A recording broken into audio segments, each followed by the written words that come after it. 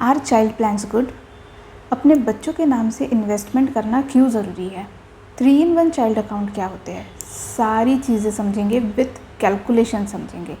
So the first question is, are child plans good? So the answer is yes, child plans are good. So hello friends, मैं निकिता आज आपसे बात करूंगी कि कैसे म्यूचुअल फंड में इन्वेस्ट करके आप अपने बच्चे के लिए एक फाइनेंशियल सिक्योरिटी प्रोवाइड कर सकते हैं। बच्चे की क्या ज़रूरत है, क्या क्या एक्सपेंसेस होते हैं, जैसे कि एजुकेशनल एक्सपेंस हो गया, हेल्थ केयर हो गया, मैरिज एक्सेट्रा। तो इन एक्सपेंसेस को हम कैसे मैनेज करेंगे कि इन्फ्लेशन को बीट कर सके, और जब बच्चा एक सही एज में आ जाए, यानी कि जब वो 18-20 साल का हो जाए, तब एक अच्छी खासी इन्वेस्टेड अमाउंट हम उसके लिए पहले से ही रेडी करके रख लेंगे। देखिए, सबसे पहले मैं बताती हूँ कि हम गलती कहाँ करते हैं। एक तो जब बच्चा स्कूल जाने लगता है, या फिर 1 साल पहले, जब वो उसके स्कूल जाने के 1 साल पहले, तब हम ये सोचते हैं कि अगले साल अब ये स्कूल जाने वाला है, तो थोड़ा थोड़ा कुछ हम इन्वेस्ट करते हैं, सो दैट कि जब ये 10th में चला जाए या कॉलेज जाए तो ये पैसा उसके एजुकेशन के काम में आएगा। तो यहाँ हम क्या हो जाते हैं, यहाँ हम हो जाते हैं लेट। ये होती है हमारी गलती कि हम इन्वेस्ट करने में लेट शुरू करते हैं। So what I will suggest here कि जब आपके घर बेबी हुआ है तो एटलीस्ट उसके 1 महीने बाद आप एक इन्वेस्टमेंट उस बेबी के नाम से शुरू कर दीजिए। और अगर इससे भी जल्दी बताओ तो जब आपकी शादी होती है तो एक इन्वेस्टमेंट बच्चे के लिए शुरू कर दीजिए बिल्कुल, क्योंकि आज नहीं तो कल बेबी तो होगा ही। तो जितना जल्दी हो सके उतने जल्दी एक इन्वेस्टमेंट बेबी के लिए शुरू कर देनी है। देखिए, जल्दी इन्वेस्ट करने का फ़ायदा ये है कि स्टार्टिंग में आप छोटे अमाउंट से भी इन्वेस्ट करना शुरू कर सकते हैं, क्योंकि या तो अभी आपका बेबी होने का है या फिर वो अभी सिर्फ 1 मंथ का है। तो जब वो स्कूल जाने लगेगा तो 3-3.5 साल के एज में वो स्कूल जाने लगेगा, तो ये 3-3.5 साल अपने हाथ में है। और अगर इससे भी आगे हम बात करें तो जब वो 18 साल का होगा और जब उसकी मैच्योरिटी होगी, तो इतना पूरा 18 साल हमारे हाथ में है अभी से। So the very first point is invest as early as possible. और एक अगर आपको टिप दूँ तो नहीं, एटलीस्ट कुछ तो जब आपको आपकी प्रेगनेंसी न्यूज़ पता चलती है तो तब से आप एक इन्वेस्टमेंट अपने बच्चे के लिए साइड करके रख दीजिए कि ये इन्वेस्टमेंट मैं स्टार्ट कर रही हूँ या कर रहा हूँ मेरे बेबी के लिए। So now this one question, what are children's fund? Children's fund और चाइल्ड गिफ्टिंग म्यूचुअल फंड एक ओपन एंडेड स्कीम है। इसका बेसिक पर्पस है child specific needs like education, relocation, higher studies, health care, marriage etcetera जैसी needs को fulfil करना। इसमें mandatory 5 साल का लॉक इन पीरियड तो होता ही होता है, या फिर बच्चा जब तक मैच्योर ना हो जाए, यानी कि जब तक 18 साल का ना हो जाए, या फिर 5 साल, विच एवर इज़ अर्लियर, उतना लॉक इन पीरियड होता ही है। अगर आप डेट फंड्स को चूज़ करते हैं तो इसमें रिस्क थोड़ा सा कम है, लेकिन एक स्टेबल रिटर्न आपको मिलेगा। वेर एज़ अगर आप इक्विटी फंड्स को चूज़ करते हैं तो इसमें रिस्क ज़्यादा है, शॉर्ट टर्म में आपको फ्लक्चुएशंस ज़्यादा दिखेंगे, लेकिन लॉन्ग टर्म में आपको एक साइजेबल और गुड रिटर्न मिलेगा। लमसम अमाउंट के अपने अलग फ़ायदे हैं, लेकिन आज स्पेशली मैं SIP की बात करूँगी, that is systematic investment plan. SIP का क्या फ़ायदा है? मार्केट कभी अप रहता है, कभी डाउन रहता है, और इसी के अकॉर्डिंग हमको रिटर्न्स मिलते हैं। ठीक है, ये बेसिक है। देखिए, बेसिकली अगर बात करें तो इन्वेस्टमेंट शुरू करने के लिए हमको स्पेसिफिकली अगर म्यूचुअल फ़ंड की बात करें तो म्यूचुअल फ़ंड में हमको इन्वेस्ट करने के लिए एक बहुत बड़े साइजेबल अमाउंट की ज़रूरत नहीं है। हर महीने आप 500 रुपये की SIP लगा के भी अपना इन्वेस्टमेंट शुरू कर सकते हैं। ठीक है, अब कैलकुलेट करके मैं आपको दिखाती हूँ कि इन्फ्लेशन को मद्देनज़र रखते हुए आज की डेट में और आपके बच्चे के 18 या 20 साल की उम्र में, जब वो 18 या 20 साल की एज का हो जाएगा या हो जाएगी, तब हमको कितना अमाउंट लगेगा। हर महीने हम कुछ अमाउंट इन्वेस्ट कर रहे हैं। ठीक है, और यहाँ चलती है कंपाउंडिंग। हमारा गोल है अगले 18-20 साल का। हम जो हर महीने अमाउंट डाल रहे हैं वो अगले 18-20 साल के लिए डाल रहे हैं। अब हमारे पर्पस क्या है? हमारा चाइल्ड एजुकेशन, हमारा चाइल्ड मैरिज, हेल्थ केयर, इन सारी चीज़ों को हमको मद्देनज़र रखना है। ये हमारे नीड्स और पर्पस में आते हैं। प्लस इन्फ्लेशन आगे 18-20 साल में महंगाई इतनी बढ़ने वाली है, तो ये इन्फ्लेशन को भी हमको बीट करना है।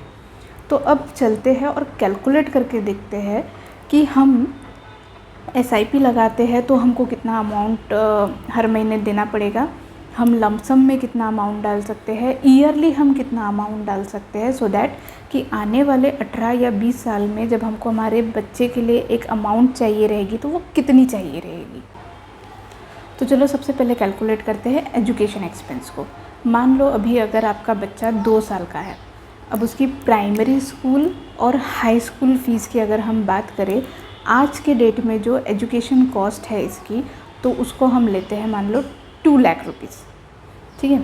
अब एक्सपेक्टेड रिटर्न हम लेंगे 12% और एक्सपेक्टेड इन्फ्लेशन हम लेते हैं 7%।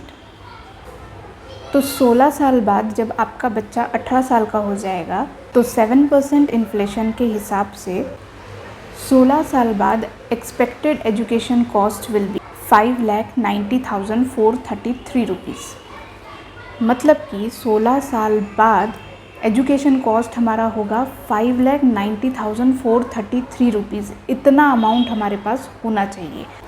अब इस अमाउंट को लाने के लिए हमें हर महीने 1,082 रुपीज़ की मंथली एसआईपी स्टार्ट करनी पड़ेगी, या फिर हर साल आप 12,331 रुपीज़ इन्वेस्ट करेंगे, या फिर अगर एक लमसम अमाउंट की बात हम करें तो 96,312 रुपीज़ एक बार में ही आपको इन्वेस्ट करने पड़ेंगे। तो ये ज़रूरी नहीं है कि इन्वेस्ट करने के लिए आपके पास एक बड़ी अमाउंट होनी ही चाहिए, लेकिन आप एसआईपी स्टार्ट करके मंथली एसआईपी लगा के भी एक छोटे अमाउंट के साथ, जैसे कि हमने अभी कैलकुलेट किया है, तो हमको एसआईपी 1082 रुपीज़ मंथली एसआईपी लगानी पड़ेगी अपने बच्चे के प्राइमरी या हाई स्कूल एजुकेशन फ़ीस के लिए।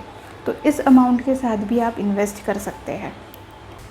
अगर डिप्लोमा, ग्रेजुएशन, पोस्ट ग्रेजुएशन, इनकी एजुकेशन कॉस्ट अगर हम देखें और इनको कैलकुलेट करें तो मान लो आज की एजुकेशन कॉस्ट है 10 लाख रुपीज़। एक्सपेक्टेड रिटर्न हम वही रखेंगे 12%, एक्सपेक्टेड इन्फ्लेशन भी वही रखेंगे 7%। तो अब अगर हम इसको कैलकुलेट करते हैं तो 16 साल बाद जो आपको एक्सपेक्टेड एजुकेशन कॉस्ट लगने वाली है तो वो होगी 29,52,164 रुपीज़। अब ये अमाउंट अचीव करने के लिए हमें हर महीने 5,409 रुपीज़ की मंथली एसआईपी लगानी पड़ेगी। ईयरली 61,653 रुपीज़ इन्वेस्ट करने पड़ेंगे, और अगर लमसम अमाउंट की बात करें तो 4,81,562 रुपीज़ हमको लमसम अमाउंट इन्वेस्ट करना पड़ेगा। और अच्छे से समझने के लिए हम मैरिज एक्सपेंस भी कैलकुलेट करते हैं। बच्चे की एज सेम रखते हैं 2 साल। अब अगर आप सोच रहे हैं कि उसके 25 साल की उम्र में हम उसकी शादी कराएंगे, तो अब कितने साल बचे हैं? 23 साल बचे हैं। तो अब ईयर्स ऑफ मैच्योरिटी कितनी हो गई? 23 साल हो गई। अब अगर आज के डेट में मैरिज कॉस्ट देखें तो चलो मान लो मैरिज कॉस्ट है अभी 8 लाख रुपीज़।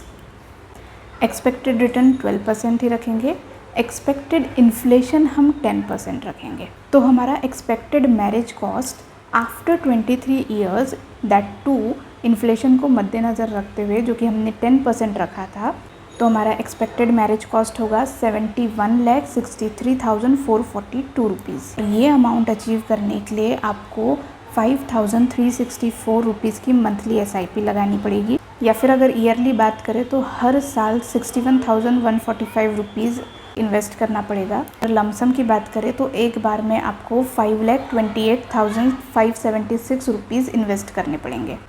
देखो ये कैलकुलेशंस कोई नहीं बताता, और अगर फिर भी कहीं दिक्कत आ रही है तो सिंपल सा हिसाब लगा लीजिए कि आज से 23 साल पहले कितना अमाउंट लगता था शादी करने के लिए और अब कितना लगता है, आपको फ़र्क समझ में आ जाएगा। इसलिए जितना जल्दी हो सके उतना जल्दी अपने बच्चे के लिए एक इन्वेस्टमेंट शुरू कर दीजिए। किसी भी स्कीम में इन्वेस्ट करने से पहले पहले अच्छे से स्टडी कर ले, कंपेयर कर ले, अपने फाइनेंशियल एडवाइज़र की सलाह ले और अपने नीड के अकॉर्डिंग सही स्कीम में इन्वेस्ट करें। आप 3-in-1 अकाउंट स्ट्रेटजी भी फॉलो कर सकते हैं, जहां आप अपने बच्चे का बैंक अकाउंट, डीमैट अकाउंट और ट्रेडिंग अकाउंट ओपन कर सकते हैं, जिससे कि आपको एक फ़ायदा और होगा कि म्यूचुअल फंड इन्वेस्टमेंट्स के साथ ही आप अपने बच्चे के लिए स्टॉक्स भी परचेज़ करके रख सकते हैं। Bank account will help in all the transactions needed fluently. आप अपने नाम से भी इन्वेस्ट कर सकते हैं, जहां आप नॉमिनी अपने बच्चों को रख सकते हैं, लेकिन जो आपका व्यू होना चाहिए वो लॉन्ग टर्म होना चाहिए। मिनिमम 5 इयर्स और मैक्सिमम 18 to 20 इयर्स का लॉन्ग टर्म व्यू पॉइंट होना ही होना चाहिए। लॉन्ग टर्म व्यू और पेशेंस नहीं रखा तो हम हमारे गोल को अचीव नहीं कर पाएंगे। सो आई होप आपको कैलकुलेशन समझ में आए होंगे और आपको ये समझ में आया होगा कि इन्वेस्टमेंट हमको हमारे बच्चों के लिए करना कितना ज़रूरी है, और जितना जल्दी हम इन्वेस्ट करते हैं हमको उतना समय मिलता है। हम कम अमाउंट के साथ इन्वेस्ट कर सकते हैं, हम मंथली SIP स्टार्ट कर सकते हैं, और कैसे हम हमारे बच्चों के लिए फाइनेंशियल सिक्योरिटी प्रोवाइड कर सकते हैं।